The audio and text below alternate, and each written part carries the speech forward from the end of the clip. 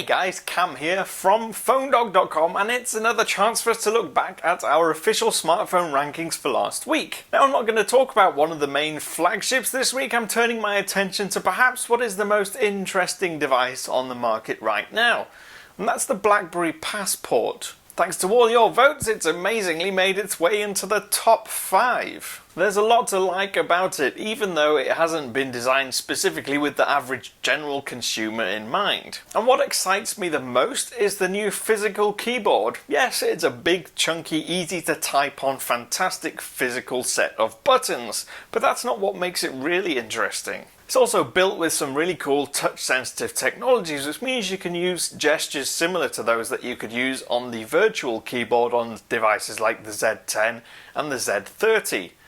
So if you want to select words that have been suggested as predictions, then you can swipe up or you can delete by swiping across the surface.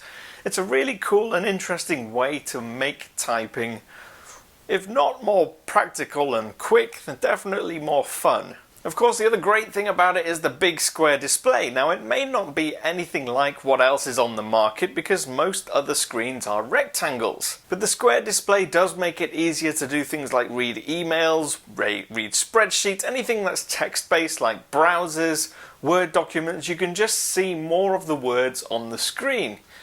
It makes it easier to read, or at least you can see more of what you're trying to read without zooming in and out and scrolling around and getting in a mess. Sure, the BlackBerry OS isn't the best equipped when it comes to apps, or at least native apps that you can download from BlackBerry's store, but the BlackBerry Passport is easily the most interesting device on the market right now.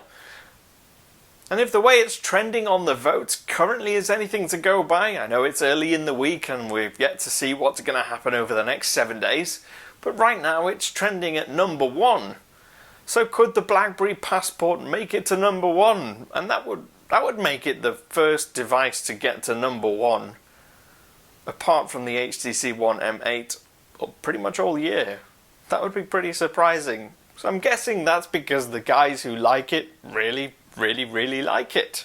But that's enough about the Passport. Let's get into the top 5 roundup for the People's Choice and the Experts' Choice lists. On the People's Choice, in 5th place, like we've been telling you throughout this whole video, is the BlackBerry Passport with 27 votes. In 4th place, we have the LG G3, and just above that is the iPhone 6. In 2nd place, the iPhone 6 Plus is still outperforming the smaller model, and the HTC One M8 is yet again at number 1. On the Experts' Choice rankings, sadly the BlackBerry Passport doesn't make an appearance. In joint 4th are the LG G3 and the 2nd generation Moto X.